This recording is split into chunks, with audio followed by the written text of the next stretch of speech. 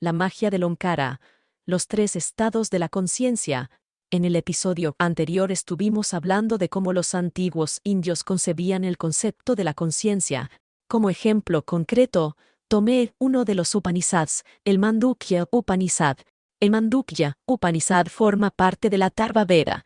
Este breve Upanishad explica cómo la realidad suprema se manifiesta a través de los cuatro estados de la conciencia. A esa realidad suprema la llama Omkara. Identifica los cuatro estados de la conciencia como el estado de vigilia, el estado de sueño, el sueño profundo de Turiya. Estos estados existen entre las innumerables formas que ha asumido ese Omkara. Como ya comentamos anteriormente, esto es perfectamente posible porque Omkara trasciende el espacio y el tiempo. Las diversas formas de Omkara son los seres vivos que se encuentran por todo el universo. Como esas formas están sujetas a las leyes del espacio y del tiempo, solo pueden encontrarse en un único estado a la vez.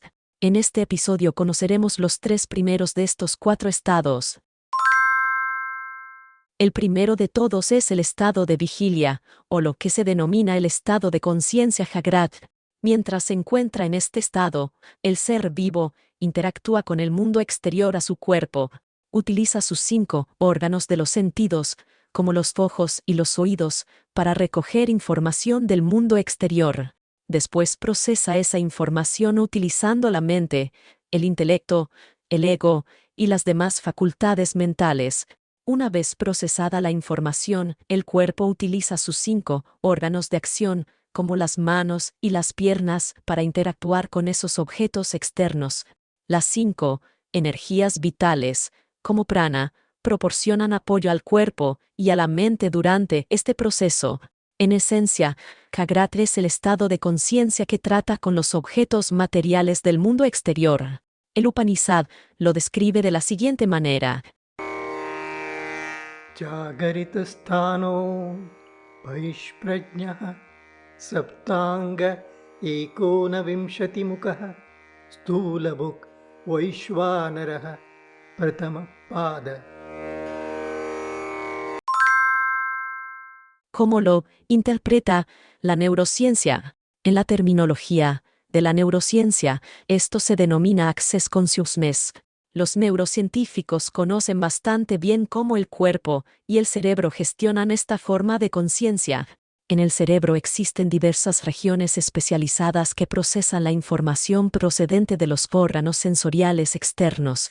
Una vez procesada la información, el cerebro decide qué acción debe realizar basándose en la información recibida, en el estado del propio cerebro y en la evaluación realizada por sus distintos centros de toma de decisiones.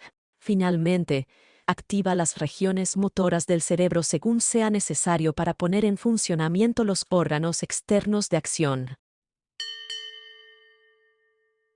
El Upanishad habla de la segunda forma de conciencia, conocida como svapna o estado de sueño. Se parece mucho al estado de vigilia, excepto que toda la representación ocurre dentro de la mente.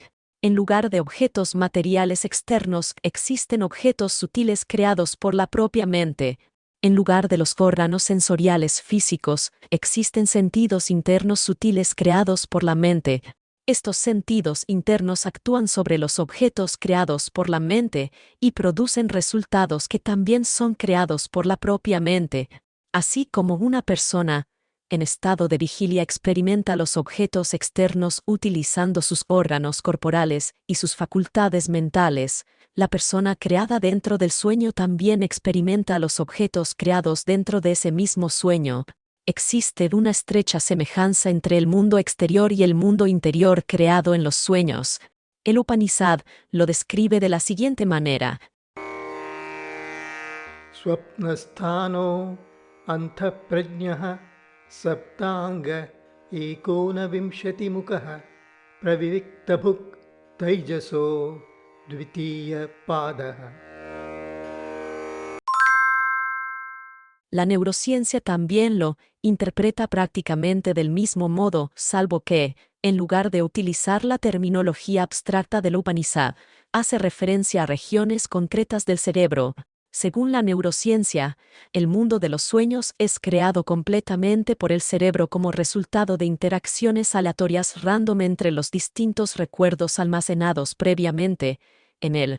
Salvo por el hecho de que los objetos son creados por la mente, todo lo demás es prácticamente igual que en el estado de vigilia.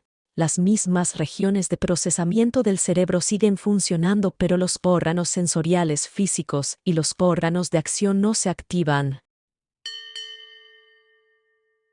El tercer estado de conciencia del que habla el Upanishad es Susupti, o sueño profundo.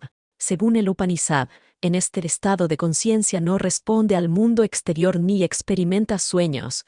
Como no llega información ni desde los objetos externos ni desde los objetos creados por la mente, tampoco existe procesamiento de dicha información.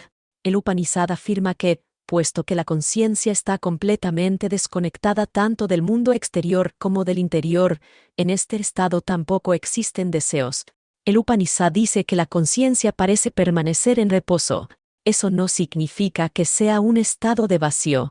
El conocimiento previamente adquirido sigue estando allí. Sin embargo, ese conocimiento permanece como congelado. El Upanishad habla además de otra maravilla. Afirma que este estado de conciencia es bienaventurado. Sin embargo, esta bienaventuranza no procede de ningún placer sensorial. Más bien, existe porque las perturbaciones mentales presentes en los otros dos estados de conciencia están ausentes en este estado.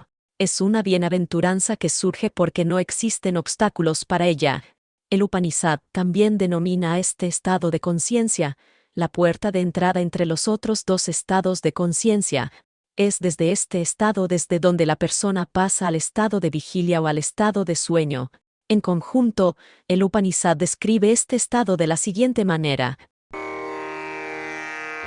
Yatra supto na kanchana kamam kamayate na kanchana swapnam pashyati tat sushuptam sushuptasthana ekibhutah prajnanaghana eva anandamayah hi anandabhuk chetomukah prajñah tritiya pada. La neurociencia también habla del estado de sueño profundo, en el que la persona no responde a los acontecimientos externos ni experimenta sueños. Además, mientras duerme, la persona pasa periódicamente y desde este estado al estado de vigilia o al estado de sueño. Los Upanishads hablan de estos tres estados de conciencia como hechos reales, aunque sus descripciones no llegan a un nivel muy profundo de detalle. No entran en conflicto con las explicaciones de la neurociencia. La neurociencia guarda silencio acerca de quién es el experimentador último de todos estos procesos, o, al menos, no adopta una postura definida sobre esta cuestión. Por otro lado, el Upanishad sostiene firmemente que existe una fuerza detrás de todas estas actividades y que esa fuerza es quien experimenta sus resultados. Afirma que esa fuerza utiliza el cuerpo como un instrumento. Como señalan los filósofos de la escuela india del Sankhya, si no existiera un experimentador, todos estos procesos carecerían de sentido. En los episodios anteriores también analizamos las opiniones sobre la conciencia de filósofos cognitivos cognitive philosophers como David Chalmers. Personas como Chalmers centran principalmente su atención en el primer estado de conciencia. Aunque evitan hablar de cualquier fuerza subyacente detrás de todo esto, reconocen que la conciencia posee un aspecto subjetivo, subjective. Afirman que ese aspecto subjetivo no puede explicarse únicamente mediante el funcionamiento del cerebro. En cierto modo, aunque no les guste admitirlo, reconocen que detrás de la conciencia existe algo que trasciende los órganos sensoriales y los órganos de acción, algo que va más allá del cerebro y de sus mecanismos de funcionamiento. Sin embargo, el cuarto estado de conciencia del que habla el Upanishad dejaría asombrados tanto a los neurocientíficos como a los filósofos cognitivos. Los llevaría a reconsiderar sus respectivas posturas. Hablaremos de ese estado en el próximo episodio.